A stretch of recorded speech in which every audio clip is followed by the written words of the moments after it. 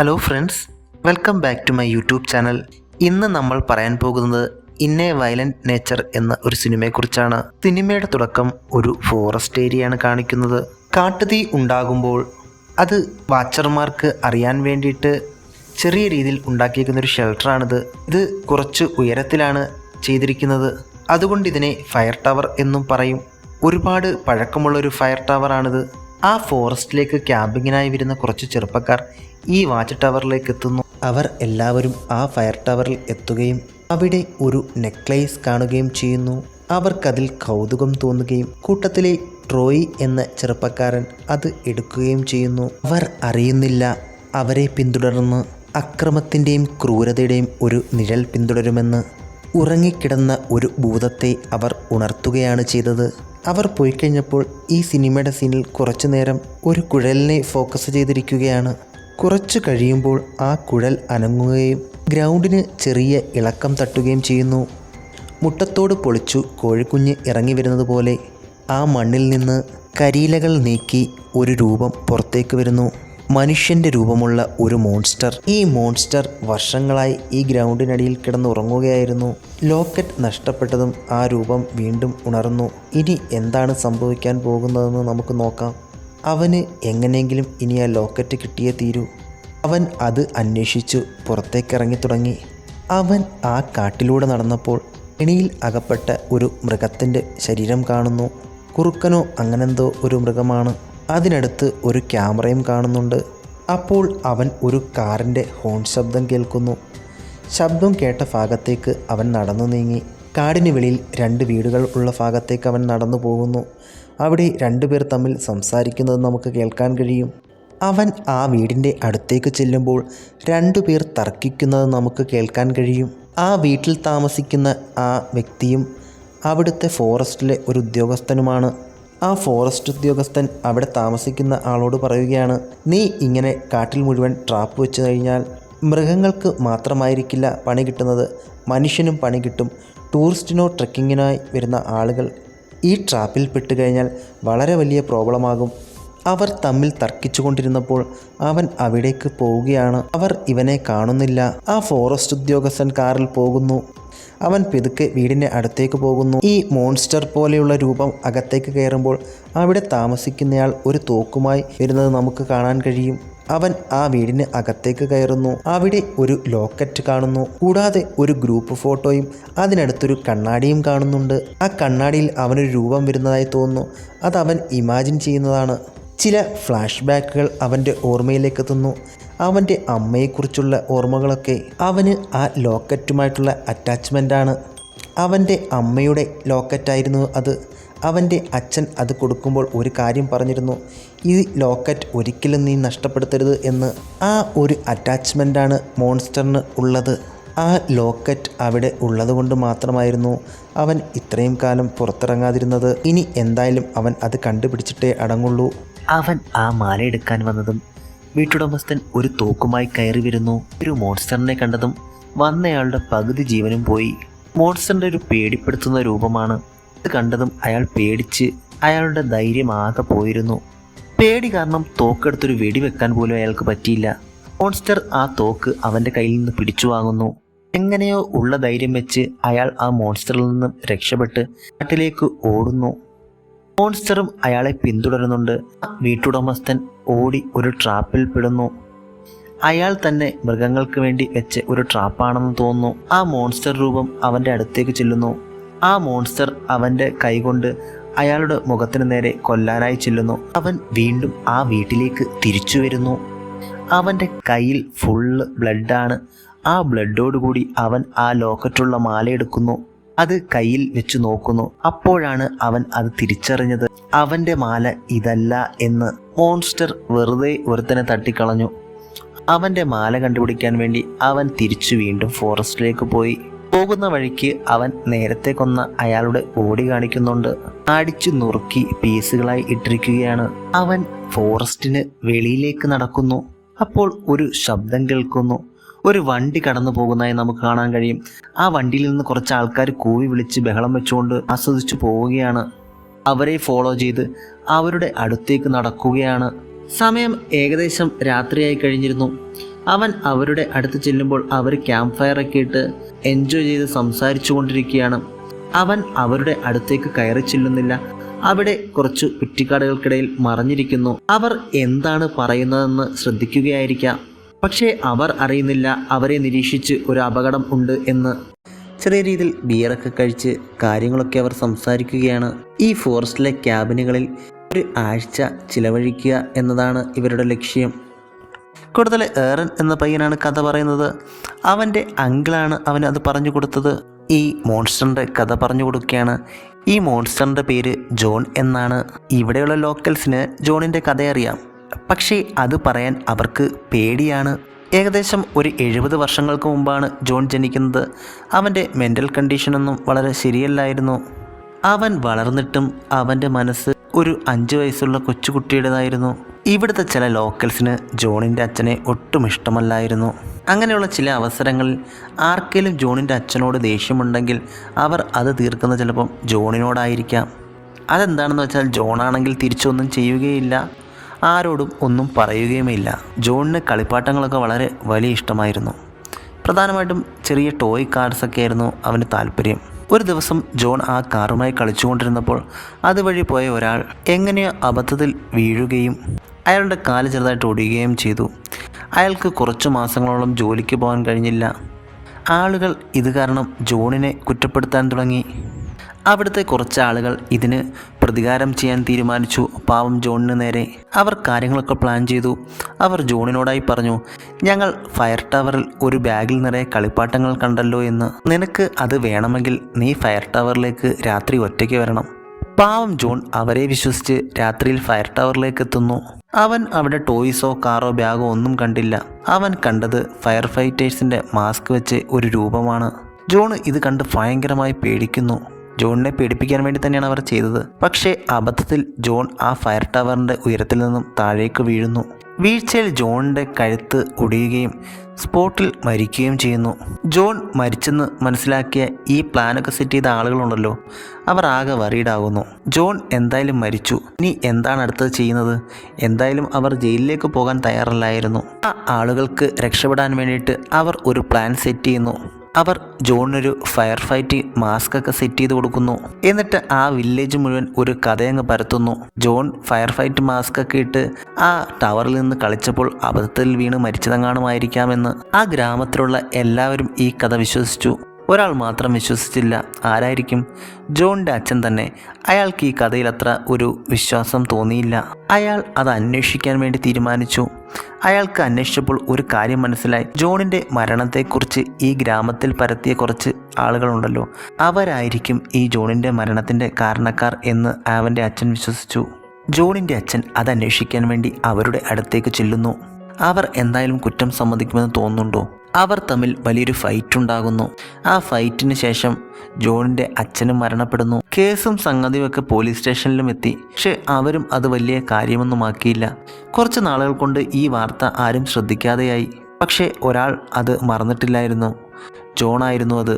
അച്ഛൻ്റെ മരണത്തിന് ശേഷം ഒരാഴ്ച കഴിഞ്ഞ് ജോൺ ആദ്യമായി ഉണർന്നു. അല്ലെങ്കിൽ ജോണിൻ്റെ ഒരു രണ്ടാം വരവായിരുന്നു അത്.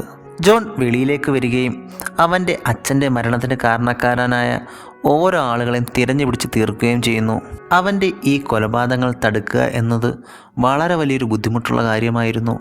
അവരിൽ ആരോ ഒരാൾ തിരിച്ചറിയുന്നു ജോണിൻ്റെ കഥയുമായി അവൻ്റെ അമ്മയുടെ ലോക്കറ്റിനൊരു ബന്ധമുണ്ട് എന്ന്. അവർ ആ ലോക്കറ്റ് അവിടെ കൊണ്ട് വെക്കുകയും അവനെ അവിടെ തന്നെ കുഴിച്ചിടുകയും ചെയ്യുന്നു. വീണ്ടും കുറച്ച് നാളുകൾക്ക് ശേഷം ആ ലോക്കറ്റ് ആരോ എടുക്കുന്നു.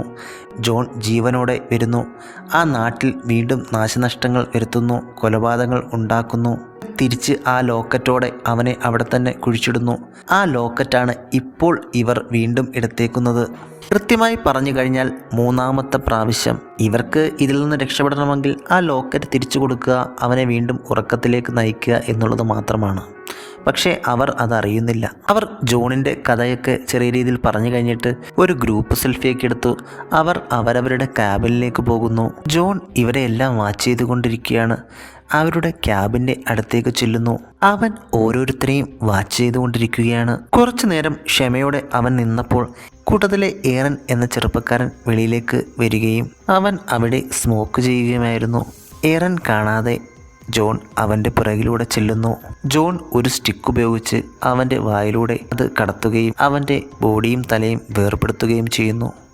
ഇനി അങ്ങോട്ട് വളരെ ക്രൂരമായ കൊലപാതകങ്ങളാണ് നമ്മൾ കാണാൻ പോകുന്നത്. ഇവരിൽ ആരൊക്കെ രക്ഷപ്പെടും, എങ്ങനെ രക്ഷപ്പെടും, അവർ ജോണിനെ കൊല്ലുമോ എന്നൊക്കെ നമുക്ക് കാണാൻ സാധിക്കും. എയറിൻ്റെ ബോഡി ഒരു കയ്യിലും മറ്റേ കയ്യിൽ അവൻ്റെ തലയുമായി ജോൺ റേഞ്ചർ ഓഫീസിലേക്ക് എത്തുകയാണ്. ആ ഓഫീസിനകത്തേക്ക് ജോൺ കയറുകയും അവൻ്റെ ബോഡി തറയിലേക്ക് ഇടുകയും ചെയ്യുന്നു. എയറിൻ്റെ തലയെടുത്ത് അവിടെ ഒരു ക്യാബിൻ ജോൺ അടിച്ച് തകർക്കുന്നു. അവിടെ നിന്ന് കുറച്ച് സാധനങ്ങൾ എടുക്കുകയും ചെയ്യുന്നുണ്ട്. ഒരു ഫയർ ഫൈറ്ററുടെ മാസ്കും ഒരു യൂണിഫോമും അതുപോലെ തന്നെ ഒരു ആക്സും എടുക്കുന്നുണ്ട്. അതും ധരിച്ച് അവൻ കാടിന് വെളിയിലേക്ക് നടക്കുകയാണ്. അപ്പോഴേക്കും ഏകദേശം രാവിലെ ആയിട്ടുണ്ടായിരുന്നു. അവൻ ഫോറസ്റ്റിലേക്ക് നടന്നു വരികയും രണ്ടുപേർ തമ്മിൽ സംസാരിക്കുന്ന ശബ്ദം കേട്ട് അവൻ ദൂരെ മാറി നിന്ന് അവരെ ശ്രദ്ധിക്കുന്നു. പുഴക്കരയിലാണ് അവർ സംസാരിക്കുന്നത്. ക്യാമ്പിങ്ങിന് വന്ന കൂട്ടത്തിലെ 2 പെൺകുട്ടികളാണവർ. രണ്ടുപേരും യോഗ ചെയ്യാൻ വേണ്ടി വന്നതാണ്. എന്നാൽ വെള്ളം കണ്ടതും കൂട്ടത്തിലൊരാൾക്ക് യോഗ ചെയ്യേണ്ട, നീന്തിയാൽ മതി എന്ന് പറയുന്നു. അതിൽ ഒരാൾ വെള്ളത്തിലേക്ക് ഇറങ്ങുന്നു. നമ്മുടെ ജോൺ നോക്കിക്കാണുകയാണ്. അവൻ തൻ്റെ കയ്യിലുള്ള ആക്സ് ഒരു മരത്തിന് മേൽ ആഞ്ഞു വെട്ടിവെക്കുന്നു. പെതുക്കെ ആ പുഴയിലേക്ക് ഇറങ്ങുന്നു. നീ നീന്തലൊക്കെ കഴിഞ്ഞങ്ങ് വന്നാൽ മതി, ഞാൻ യോഗ ചെയ്യുന്നിടത്ത് കാണും, എന്നെ വന്ന് കണ്ടുപിടിച്ചാൽ മതി എന്ന് അവൾ പറഞ്ഞു പോകുന്നു. നീന്തിക്കൊണ്ടിരുന്ന ആ പെൺകുട്ടിയെ പിടിച്ചു മുക്കുന്നതായി കാണാം. അവൾ ഒരു കൈ പൊക്കി സഹായത്തിനായി നിലവിളിക്കുകയാണ്. അവളുടെ ബോഡി വെള്ളത്തിൽ പൊങ്ങി വരുന്നു. ആ സമയം സൈഡിൽ കൂടി ജോൺ നടന്നു കയറി വരികയാണ്. അടുത്തത് ആ യോഗ ചെയ്യുന്ന പെൺകുട്ടിയുടെ അടുത്തേക്ക് പോവുകയായിരിക്കാം. അവൻ ആ പെൺകുട്ടിയുടെ അടുത്തേക്ക് നടന്നു ചെല്ലുന്നു. നടന്നു വരുന്ന ശബ്ദം കേട്ടപ്പോൾ അവൾ അവളുടെ ഫ്രണ്ടാണെന്നാണ് കരുതിയത്. അവൾ തിരിഞ്ഞു നോക്കുമ്പോൾ അവനെ കാണുന്നു. അവനെ കണ്ടതും അവൾ പേടിച്ച് തിരിഞ്ഞ് ഓടുന്നു. പക്ഷേ അവൾക്ക് ഓടി രക്ഷപ്പെടാൻ വേറെ മാർഗങ്ങളൊന്നുമില്ലായിരുന്നു. അവൾ ആ പുഴയുടെ മുകൾ ഭാഗത്ത് തിട്ടയുടെ മേളിലാണ് നിന്നത്. അവൾ പേടിച്ച് തിരിഞ്ഞു നിൽക്കുന്നു. അവളുടെ പുറകിലൂടെ വന്ന് ആ കൊളുത്ത് അവളുടെ വയറിലൂടെ ഇട്ട് അവളെ കൊല്ലുന്നു. കൊളുത്ത് വെച്ച് അവളുടെ തലയ്ക്കും ഒരു മുറിവുണ്ടാക്കുന്നു. ശേഷം അവളെ തള്ളി താഴേക്കിടുകയാണ്. അവൻ അടുത്ത ആൾക്കാരെ അന്വേഷിച്ച് നടക്കുമ്പോൾ 2 ചെറുപ്പക്കാർ തമ്മിൽ ബഹളം വെക്കുന്നത് കാണാൻ കഴിയും. കാര്യം കൂട്ടത്തിലെ മറ്റ് ആളുകളെ ഒന്നും തന്നെ കാണാനില്ല. അവർക്ക് ഒരു എത്തും പിടിയും കിട്ടുന്നില്ല എന്താണ് സംഭവിച്ചു കൊണ്ടിരിക്കുന്നതെന്ന്.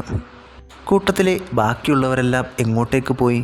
അവർ തമ്മിൽ ഡിസ്കസ് ചെയ്യുകയാണ്. അതിൽ ഒരാൾ പറഞ്ഞു, നമുക്ക് റേഞ്ചറിൻ്റെ ഓഫീസിൽ പോയി ഒരു പരാതി കൊടുക്കാമെന്ന്. പക്ഷേ മറ്റവനത് തീരെ ഇഷ്ടപ്പെടുന്നില്ല.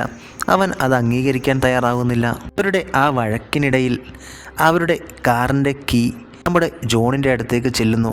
അബദ്ധത്തിൽ ആ കാട്ടിലെ ചെടികൾക്കിടയിലേക്ക് ആ കാറിൻ്റെ കീ വീണതാണ്. പക്ഷെ വന്ന് വീണത് നമ്മുടെ ജോണിൻ്റെ മുമ്പിലും. ആ കീച്ചെയിനിൽ ഒരു ചെറിയ ടോയ് കാർ ഉണ്ടായിരുന്നു.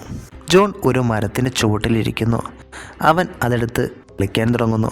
തൻ്റെ പഴയ കുട്ടിക്കാലം അവന് ഓർമ്മ വന്ന് കാണും. അവൻ അവൻ്റെ മാസ്കൊക്കെ ഊരി മാറ്റി വെച്ചിട്ടുണ്ട്. അതിൽ ഒരുത്തൻ ജോണിനെ കാണുന്നില്ല. അവൻ ചോദിക്കുകയാണ്, ഇനി ഇത് ജോണിൻ്റെ വല്ല പരിപാടിയുമായിരിക്കുമോ എന്ന്. ഇത് കേൾക്കുന്ന ജോണിന് ആകെ ഒരു ദേഷ്യവും അരിശവും വരുന്നു. ജോൺ ആ ടോയ് കാർ നശിപ്പിക്കുന്നു. എന്നിട്ട് അവർക്ക് അരികിലേക്ക് ചെല്ലുന്നു. അതിൽ ഒരു പയ്യൻ്റെ കാലിൽ മുറിവേൽപ്പിക്കുന്നു. പെട്ടെന്ന് തന്നെ ഒരു വെടിയൊച്ച കേൾക്കുകയും മറ്റൊരു പയ്യൻ ജോണിനെ തോക്കെടുത്ത് ഷൂട്ട് ചെയ്യുകയാണ് ചെയ്യുന്നത്. വീണ്ടും ജോൺ അടുത്തേക്ക് വരുമ്പോൾ ആ പയ്യൻ തോക്കെടുത്ത് അവനെ ഷൂട്ട് ചെയ്യുന്നു. ജോൺ തറയിലേക്ക് വീഴുന്നു. അവൻ്റെ കൂട്ടുകാരൻ വീണ് കിടക്കുന്ന പയ്യൻ്റെ കാലിൽ നിന്ന് ആ ആക്സ് മാറ്റിയിട്ട് അവർ അവിടെ നിന്ന് രക്ഷപ്പെടാൻ വേണ്ടി നടന്നു നീങ്ങുന്നു. ജോൺ വീണ്ടും എഴുന്നേൽക്കുകയാണ്. ജോൺ വെടികൊണ്ടാലൊന്നും മരിക്കില്ല. കാര്യം ജോണിന് മരണം ഒരിക്കലും സംഭവിക്കില്ല എന്നുള്ളതാണ്. ജോൺ കോൺഷ്യസ് മൈൻഡിലാവുകയും അവിടെ നിന്ന് എഴുന്നേൽക്കുകയും രക്ഷപ്പെടാൻ ശ്രമിച്ച ആ പയ്യന്മാർക്ക് നേരെ ആക്സ് എടുത്തെറിയുകയും ചെയ്യുന്നു. ആ ആക്സ് രക്ഷപ്പെടാൻ ശ്രമിച്ച് ഒരു പയ്യൻ്റെ തലയിൽ കൊള്ളുകയും അവൻ ആ നിമിഷം തന്നെ മരിച്ചു വീഴുകയും ചെയ്യുന്നു. രക്ഷപ്പെടാൻ ശ്രമിച്ച മറ്റു പയ്യനെ ഒരു വലിയ കല്ലെടുത്ത് അവൻ്റെ മുഖത്തേക്കിടുന്നു. അങ്ങനെ അവൻ്റെ കാര്യത്തിലും ഒരു തീരുമാനമാകുന്നു. ജോൺ രണ്ടുപേരുടെയും പോക്കറ്റൊക്കെ പരിശോധിക്കുന്നു. അവൻ്റെ ആ ലോക്കറ്റിന് വേണ്ടിയിട്ടായിരുന്നു. പക്ഷേ അത് അവന് കിട്ടുന്നില്ല. ഇനി അത് എവിടെ നിന്ന് ലഭിക്കും എന്ന് ജോൺ ആലോചിക്കുകയാണ്. അവൻ ആകെ ദേഷ്യവും നിരാശയും ഒക്കെയുമുണ്ട്. ഈ കൂട്ടത്തിലെ മറ്റു രണ്ടുപേർ വരുന്ന ശബ്ദം അവൻ കേൾക്കുന്നു. അവൻ അവരുടെ അടുത്തേക്ക് ചെല്ലുന്നു. ആ കൂട്ടത്തിലൊരാളുടെ കയ്യിൽ ആ ലോക്കറ്റുണ്ട്. അവൻ ആക്സ് എടുത്തുകൊണ്ട് പോവുകയാണ്. ജോൺ ആക്സുമായി വരുന്നത് അവളുടെ കൂടെയുള്ള ആ കൂട്ടുകാരൻ കാണുന്നു. അവൻ അവളോട് മാറാൻ പറയുന്നു. ജോൺ എറിഞ്ഞ ആക്സ് അവൾക്ക് കൊള്ളുന്നില്ല. അവർ അവിടെ ഇരുന്ന് ആ ബൈക്കെടുത്ത് ഓടിച്ചു രക്ഷപ്പെടുന്നു. ജോൺ വളരെ സ്ലോയിൽ അവരെ പിന്തുടരുകയാണ്. ഏകദേശം രാത്രിയോടടുത്തിരിക്കുന്നു. അവർ രണ്ടുപേരും ആ റേഞ്ചർ ഓഫീസിൽ എത്തിയിരിക്കുകയാണ്. അവർ ജോണിനെ കുറിച്ച് കംപ്ലൈൻറ്റ് പറയുന്നത് നമുക്ക് കേൾക്കാൻ കഴിയും. അവിടുത്തെ റേഞ്ചേഴ്സിന് ഈ ജോണിൻ്റെ കഥ നേരത്തെ തന്നെ അറിയാം. ജോണിൻ്റെ അമ്മയുടെ ആ മാല ആ പയ്യൻ്റെ കഴുത്തിൽ കിടക്കുന്നത് റേഞ്ചർ കാണുന്നു. ആ റേഞ്ചർ അവരോട് ചൂടാവുകയാണ്. നിങ്ങൾ എന്തിനീ ലോക്കറ്റ് എടുത്തു? അപരിചിതമായ സ്ഥലത്ത് നിന്ന് എന്തിനിത്തരം കാര്യങ്ങൾ നിങ്ങൾ എടുക്കാൻ വേണ്ടി ശ്രമിക്കുന്നു? നിങ്ങൾ ഈ ലോക്കറ്റ് എടുത്തു കഴിഞ്ഞു. അതിനർത്ഥം ജോൺ ഇപ്പോൾ ജീവനോടെ ഉണ്ട് എന്നാണ്. ഒരു പ്രാവശ്യം ഈ ലോക്കറ്റ് ഞാൻ ജോണിന് കൊടുത്തിട്ടുണ്ട്. അതിനു മുമ്പ് എൻ്റെ അച്ഛനും ഈ ലോക്കറ്റ് അവന് നൽകിയിട്ടുണ്ട്. ഇപ്പോൾ വീണ്ടും ഒരു പ്രാവശ്യം കൂടി നൽകേണ്ടി വരും എന്നാണ് തോന്നുന്നത്. അപ്പോൾ ആ പെൺകുട്ടി പറയുകയാണ്, ഞങ്ങൾ തന്നെ ഈ ലോക്കറ്റ് തിരിച്ചു കൊടുത്തുകൊള്ളാം എന്ന്. എൻ്റെ ഫ്രണ്ട് വല്ലതുമാണോ നീ ഈ ലോക്കറ്റ് എടുത്തു കൊണ്ടുപോകാൻ എന്ന് ചോദിച്ച് ആ റേഞ്ചർ ചൂടാവുകയാണ്. സമയം രാത്രിയായിട്ടുണ്ടായിരുന്നു. ജോണും ആ റേഞ്ചർ ഓഫീസിലേക്ക് എത്തിക്കഴിഞ്ഞു. ജോണിനെ ഷൂട്ട് ചെയ്യുന്നു. അവൻ കുറച്ചു നേരത്തേക്ക് കോൺഷ്യസ് മൈൻഡിലേക്കാവും. ആ സമയം കൊണ്ട് നമുക്ക് എങ്ങനെയെങ്കിലും അവൻ എവിടെ നിന്നാണ് വന്നത് അവിടെ എത്തിക്കണം എന്ന് പറയുന്നു. റേഞ്ചർ അവനെ ഷൂട്ട് ചെയ്ത് വീഴ്ത്തി. അവൻ അബോധാവസ്ഥയിൽ കിടക്കുകയാണ്. റേഞ്ചർ കൂടെയുള്ള ആ പയ്യനോട് പറയുകയാണ്, നീ പോയി ആ യാർഡിൽ നിന്ന് ആ ചങ്ങല എടുത്തുകൊണ്ട് വരൂ, നമുക്ക് അവനെ കെട്ടാം എന്ന്. ചങ്ങല എടുത്തുകൊണ്ടുവന്ന പയ്യനോട് അവൻ്റെ കൈകാലുകൾ വരിഞ്ഞു മുറുക്കി കെട്ടാൻ പറയുന്നു. പക്ഷേ പേടി കാരണം അവനത് പറ്റില്ലെന്ന് പറയുന്നു. എന്നാൽ തോക്ക് നീ പിടിക്ക്, ഞാൻ കെട്ടാം എന്ന് ആ റേഞ്ചർ പറയുന്നു. റേഞ്ചർ ചങ്ങലക്കിടാൻ ശ്രമിക്കുമ്പോൾ അവൻ ഉണരുകയും റേഞ്ചറിനെ അറ്റാക്ക് ചെയ്യുകയും ചെയ്യുന്നു. അവൻ്റെ തോക്ക് കൈക്കലാക്കുകയും ചെയ്യുന്നു. ആ പയ്യനും പെണ്ണും ഓടി രക്ഷപ്പെടുന്നു. പക്ഷേ ജോൺ അവരുടെ പുറകെ പോകാൻ വേണ്ടി മെനക്കെടുന്നില്ല. റേഞ്ചറിൻ്റെ കാര്യത്തിൽ ഒരു തീരുമാനമാക്കിയിട്ടേ ഉള്ളൂ എന്ന് തോന്നുന്നു. റേഞ്ചറിനെ ഒരു റൂമിലേക്ക് കൊണ്ടു ചെല്ലുകയും തടി മുറിക്കുന്ന ഒരു മെഷീനിലിട്ട് കൈയും തലയും ഒക്കെ അറുത്തു മാറ്റുന്നു. അതിനുശേഷം അവൻ അവൻ്റെ റിയൽ ടാർഗറ്റിലേക്ക് നടന്നു നീങ്ങുന്നു. ജോൺ വരുന്നതിന് മുമ്പ് തന്നെ അവർ രണ്ടുപേരും ജോണിനെ വീഴ്ത്താൻ വേണ്ടി ഒരു പ്ലാൻ തയ്യാറാക്കുകയാണ്. അതിലെ പയ്യൻ അവളോട് പറയുകയാണ്, ഞാൻ എങ്ങനെയെങ്കിലും അവനെ ആ വാച്ച് ടവറിൽ എത്തിക്കാം. ജോണിനെ കൊടുക്കാൻ ഒരു ട്രാപ്പിനായിട്ട് ആ പയ്യൻ ജോണിനെ അട്രാക്റ്റ് ചെയ്യുന്നു. അവൻ പ്രതീക്ഷിക്കാത്ത തരത്തിലായിരുന്നു ജോൺ റിയാക്ട് ചെയ്തത്. അവൻ ഒന്ന് ചിന്തിക്കുന്നതിനോ പ്രവർത്തിക്കുന്നതിനു മുമ്പോ ജോൺ തൻ്റെ ആക്സ് വെച്ച് അവനെ കൊല്ലുന്നു, വളരെ ക്രൂരമായി തന്നെ. ഇതെല്ലാം ആ പെൺകുട്ടി നോക്കിക്കാണുന്നുണ്ട്. അവൾ ആകെ പേടിച്ച് എന്ത് ചെയ്യണം എന്നറിയാതെ സ്ട്രക്കായിട്ട് നിൽക്കുകയാണ്. അവൾ അവളുടെ കയ്യിലിരുന്ന ലോക്കറ്റ് അവിടെ ഇരുന്ന ഒരു ക്യാനിൽ വെച്ചിട്ട് എങ്ങോട്ടേക്കോ ഓടി രക്ഷപ്പെടുന്നു. വഴി ഒന്നും അറിയില്ലെങ്കിൽ തന്നെയും എങ്ങനെയെങ്കിലും അവൾക്ക് അവിടെ നിന്ന് രക്ഷപ്പെട്ടാൽ മതി എന്നുള്ള രീതിയിൽ മരണപ്പാച്ചിൽ ഓട്ടമാണ്. ഓടി ഏകദേശം രാവിലെ ആയിട്ടുണ്ടായിരുന്നു. ഇനി ഇങ്ങനെ ഓടിയിട്ട് കാര്യമില്ല, എങ്ങനെയെങ്കിലും ഒരു വഴി കണ്ടെത്തണം എന്ന രീതിയിൽ അവൾ ചെറിയ ഒരു വഴിയിലൂടെ കയറി നടന്നു ഒരു മെയിൻ റോഡിലേക്ക് എത്തുന്നു. ആ സമയം ഒരു വണ്ടി വരികയും അവൾ അതിന് കൈ കാണിക്കുകയും ചെയ്യുന്നു. അവൾക്ക് നല്ല ഭാഗ്യമുണ്ടായിരുന്നു, അത് ഓടിച്ചതൊരു പെൺകുട്ടിയായിരുന്നു. അവർ അവൾക്കൊരു ലിഫ്റ്റ് കൊടുക്കുന്നു. അവൾ പേടിച്ച് പാനിക്കായി നിൽക്കുന്നത് കണ്ട് ഡ്രൈവർ അവളോട് ചോദിക്കുകയാണ്, എന്തു പറ്റി നിനക്ക്? അപ്പോൾ അവൾ പറയുകയാണ്, ഞാൻ ഒരു ആനിമലിനെ കണ്ട് പേടിച്ചതാണെന്ന്. ഡ്രൈവർ പറയുകയാണ്, എനിക്ക് കാര്യങ്ങൾ മനസ്സിലാക്കാൻ കഴിയും, ഇത് ഇടയ്ക്കൊക്കെ ഇവിടെ സംഭവിക്കാറുള്ള കാര്യമാണ്. ഒരിക്കൽ എൻ്റെ സഹോദരനെ ഇതുപോലൊരു കരടി ആക്രമിച്ചതാണ്. പക്ഷേ ഭാഗ്യമെന്ന് പറയട്ടെ, അവന് വലിയ പരിക്കുകളൊന്നുമില്ലാതെ രക്ഷപ്പെട്ടു. ഡ്രൈവറുടെ സംസാരം കേട്ടിട്ട് അവളുടെ സഹോദരൻ എനിക്ക് തോന്നുന്നത് ജോണിനെ കണ്ടു എന്നാണ്. അവൾ സംസാരിച്ചുകൊണ്ട് ഡ്രൈവ് ചെയ്യുന്നെങ്കിലും എൻ്റെ കൂടിരിക്കുന്ന പെൺകുട്ടി വളരെ അൺകോൺഷ്യസ് ആണെന്ന് അവൾ തിരിച്ചറിയുന്നു. ആ ഡ്രൈവർ ആ പെൺകുട്ടിയുടെ കാലിലേക്ക് നോക്കുമ്പോൾ വളരെ നല്ല രീതിയിൽ ബ്ലീഡിങ് ഉണ്ടാവുകയും അവർ വണ്ടി നിർത്തി നമുക്ക് ഡ്രസ്സ് ചെയ്ത് ബാൻഡേജ് ചെയ്യാം എന്ന് പറയുന്നു. പക്ഷേ അവൾക്ക് വളരെ നല്ല പേടിയുണ്ട്. എങ്ങനെയെങ്കിലും വണ്ടി എടുത്തുകൊണ്ട് ഇവിടുന്ന് പോയാൽ മതി, ഈ ഫോറസ്റ്റ് ഏരിയ കഴിഞ്ഞിട്ട് നമുക്ക് ഡ്രസ്സ് ചെയ്യുകയോ ബാൻഡേജ് ഇടുകയോ എന്ത് വേണമെങ്കിലും ചെയ്യാം എന്നുള്ള രീതിയായിരുന്നു അവൾക്ക്. കാര്യം വരുന്ന അപകടം അവൾക്ക് അത്ര നല്ല രീതിയിൽ അറിയാമായിരുന്നു. ജോൺ അവരെ പിന്തുടരുമോ, ജോൺ വന്ന് ഇനി അറ്റാക്ക് ചെയ്യുമോ എന്നൊന്നും അവൾക്കറിയില്ലായിരുന്നു. അവൾക്ക് എങ്ങനെയെങ്കിലും അവിടെ നിന്ന് രക്ഷപ്പെട്ടാൽ മതി എന്നായിരുന്നു. അവൾ ബാൻഡേജ് ചുറ്റുകയും ആ മുറിവ് ഡ്രസ്സ് ചെയ്ത് ക്ലീൻ ചെയ്യുകയും ചെയ്തു. ഈ സമയമൊക്കെ അവൾ വേദന പോലും അറിയാതെ ആ കാടിലേക്ക് എണ്ണോടിക്കുകയായിരുന്നു. ജോൺ വരികയും രണ്ടുപേരുടെയും ജീവൻ എടുക്കുമോ എന്നായിരുന്നു അവളുടെ പേടി. പക്ഷേ അപകടം ഒന്നും സംഭവിച്ചില്ല. ജോൺ ആ ലോക്കറ്റ് കിട്ടിയത് കൊണ്ടായിരിക്കാം അവൻ തിരിച്ച് ആ വാച്ച് ടവറിലേക്ക് തന്നെ പോവുകയാണ് ഉണ്ടായത്. നിങ്ങൾക്ക് ഈ വീഡിയോയുടെ മൂവി ഡിസ്ക്രിപ്ഷൻ ഇഷ്ടമായാൽ ചാനൽ സബ്സ്ക്രൈബ് ചെയ്ത് സപ്പോർട്ട് ചെയ്യാൻ മറക്കരുതേ. മറ്റൊരു വീഡിയോയുമായി വീണ്ടും കാണാം.